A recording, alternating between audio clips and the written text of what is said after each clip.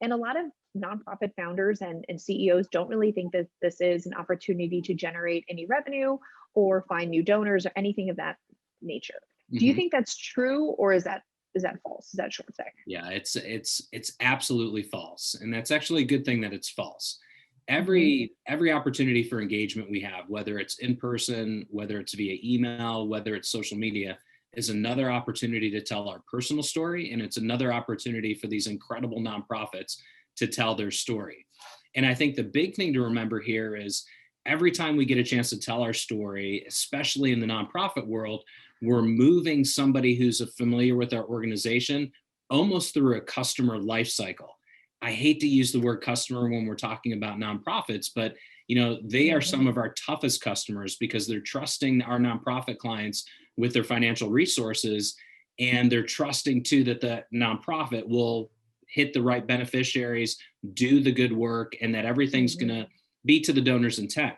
So what we see is we see this evolution of somebody becoming aware of an organization and then engaging with the organization and then donating to the organization and then becoming advocates for the organization as well.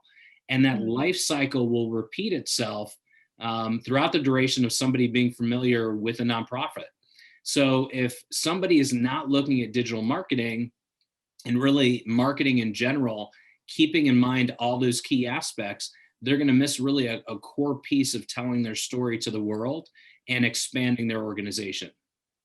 That's really interesting. So a lot of awareness, getting people tapped into your organization, which ultimately flows hopefully into increasing your fundraising base. So let's Mhm. talk a little bit more about generating dollars, because in my experience when I used to work for a nonprofit, every little dollar counts. And sometimes we are very slow or hesitant to invest in things like marketing or the infrastructure in general, Mhm. frankly. I remember, I was talking with some of my team members on the accounting side that if we've identified a software that's going to cost a few $100s more a month, but we know it's going to save us substantial amount of time, that's a Mhm. no-brainer for me as a for-profit company. Absolutely.